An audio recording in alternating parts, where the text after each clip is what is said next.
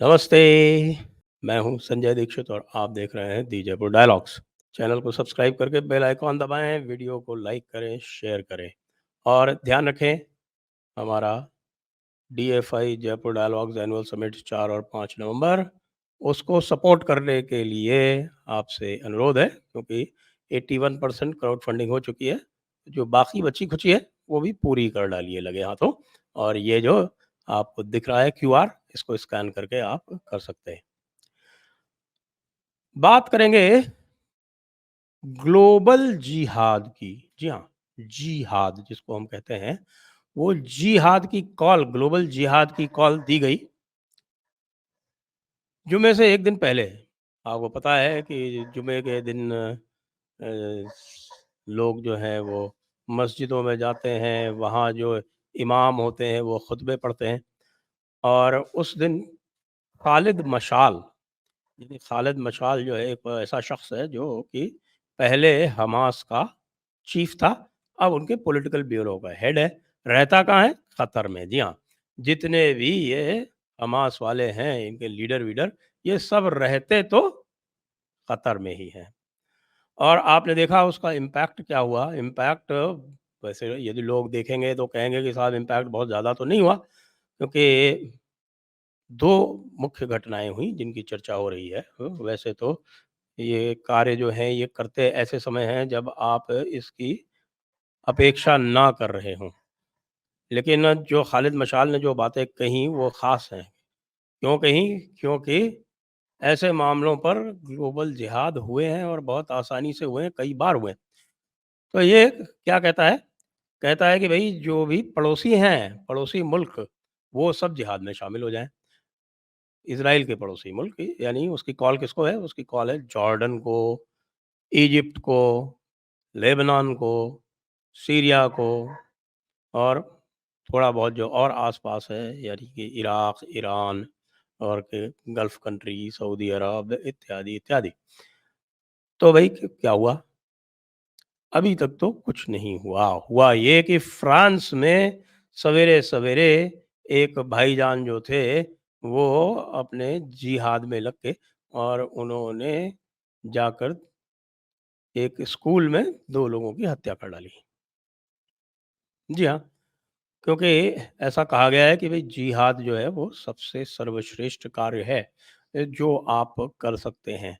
और ये मैं नहीं कह रहा, जो बुक ऑफ जिहाद है, आप सही बुखारी देख लें, सही मुस्लिम देख लें, उसमें दोनों में बुक ऑफ जिहाद है।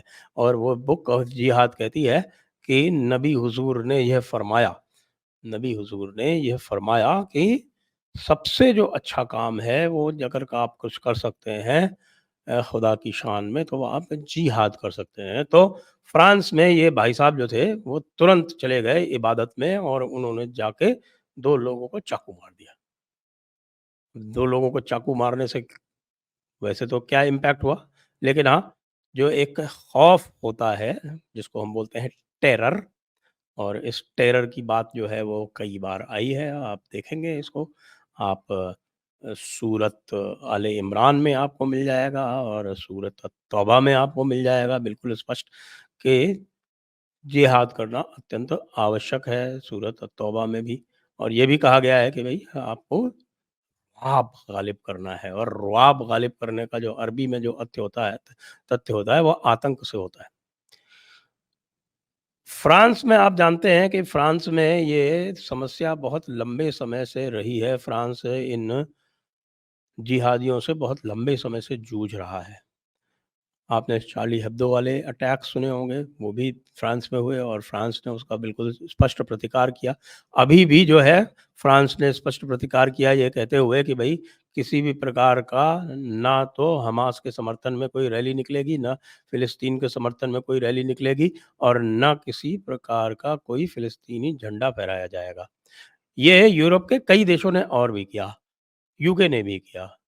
और कनाडा ने नहीं किया, क्योंकि कनाडा में आप जानते हैं, कनाडा में यद्यपि उन्होंने निर्देश इस प्रकार के जारी किए, लेकिन उनसे हम ये अवश्य पूछ रहे हैं कि भई आप ये निर्देश केवल इसी के लिए क्यों कर रहे हैं? खालिस्तानियों के लिए क्यों नहीं करते? आप ये कह रहे हैं, यूके में भी कह दिया इन्होंने कि साहब कि इस तरह का यदि कोई होगा फ़िलिस्तीनी तो इसको जो है हम एंटी टेरर लॉ में हम उनको अरेस्ट कर लेंगे। खालिस्तानियों को नहीं करते लेकिन। तो आप ये देख सकते हैं कि पूरे पश्चिम में एक बड़े जिसको कहते हैं डबल स्टैंडर्ड टाइप का मामला चलता है और उस डबल स्टैंडर्ड का ही एक उदाहरण आप ये देख रहे हैं कि फ़िलिस्तीन के विरुद्ध या फ़िलिस्तीन के समर्थन में यदि आप कुछ करते हैं, तो पूरा का पूरा यूरोप कह रहा है कि इसको जो है वो आतंक से संबद्ध करके देखा जाएगा। और एक और आश्चर्यजनक घटना हुई और वो आश्चर्यजनक घटना कहाँ हुई? चीन में। आप ये बताइए चीन में जहाँ आप कल्पना नहीं कर सकते हैं, वहाँ चीन में एक इज़राइल के एक डिप्लोमैट को उसको चाकू मार दिया गया। अब चीन में भी जो व्यक्ति था, वो उसका जब अन्वेषण किया जा रहा है, तो ये पता चल रहा है कि वो संभवतः किसी प्रकार का एक जिहादी ही है और उसके जिहाद से निश्चित रूप से किसी न किसी प्रकार का संबंध है, तभी वो चीन जैसे सुरक्षित स्थान में भी ये कार्य कर सकता है। तो आप जिहाद का जो प्रारंभिक स्वरूप है, वो प्रकट होते देख रहे हैं। भारत में भी, अधिक तो नहीं, लेकिन कुछ स्थानों पर हुआ। यानी कि केरल में इसके समर्थन में रैली निकाली गई और केरल में रैली निकाले जाने के बाद में इसके समर्थन में एक रैली जो है, वो जामिया मिलिया इस्लामिया में भी निकाली गई।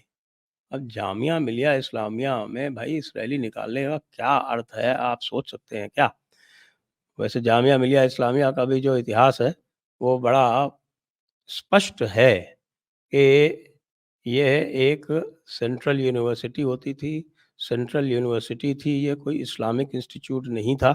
लेकिन भला हो हमारे यूपीए का, कि यूपीए ने जब ये सारे कार्य किए, तो उसमें उन्होंने ये एक और कार्य कर दिया कि एक बना डाली एक संस्था, संस्था commission for minority education institutions. और उस माइनॉरिटी एजुकेशन इंस्टीट्यूशंस ने बैकडोर में पार्लियामेंट के लॉ को सुपरसीड करते हुए ये घोषित कर दिया कि जामिया मिलिया इस्लामिया जो है वो माइनॉरिटी इंस्टीट्यूशन है, यानी सेंट्रली फंडेड माइनॉरिटी इंस्टीट्यूशन जो संविधान के अनुसार नहीं हो सकती। तो वहाँ भी प्रदर्शन हुए।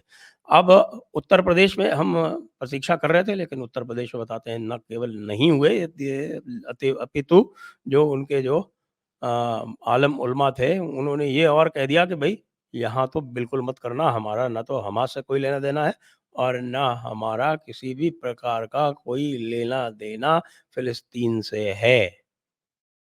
जब भारत ने फिर जो है उसकी जो लॉन्ग स्टैंडिंग पोज़ीशन है, वो तो रिइटरेट कर ही दी। आपको ये भी बता दूँ एक बार फिर से कि ये जो फ़िलिस्तीन का मामला है ना, तो फ़िलिस्तीनी स्टेट की सपोर्ट अरब देश नहीं करते हैं। अरब देश तो कहते हैं कि इज़राइल को ख़त्म करो। जबकि इज़राइल कहता है कि भई हम शांतिपूर्ण ढंग से टू स्टेट सॉल्यूशन बना लीजिए, एक शांतिपूर्ण फ़िलिस्तीनी स्टेट हम बना सकते हैं, उसको बनवा देते हैं, लेकिन शर्त ये है कि शांति रहेगी। अब शांति का तो कोई लेना-देना वहाँ होता नहीं है, क्योंकि हमास का चार्टर पढ़ लीजिए, हमास का चार्टर तो यही कहता है कि साहब कि हम पूरी तरह से ये पूरा का पूरा इलाका जो है वक़्फ़ है, इसमें एक भी यहूदी रह नहीं सकता है, क्योंकि इस्लामी स्टेट में कोई गैर इस्लामी रह नहीं सकता है।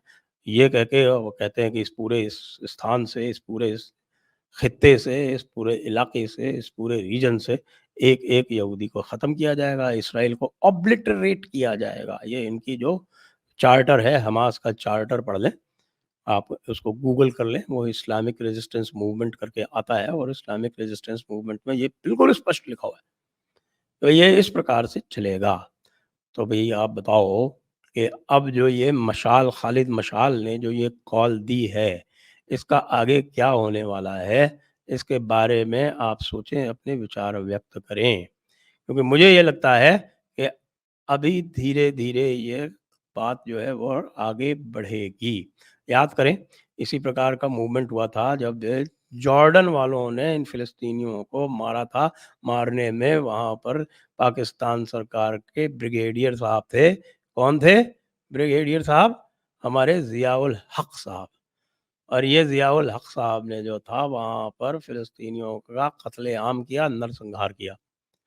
लेकिन ब्लैक सितंबर का एक मूवमेंट चला, उन ब्लैक सितंबर वालों ने मारा किसको? इज़राइलियों को।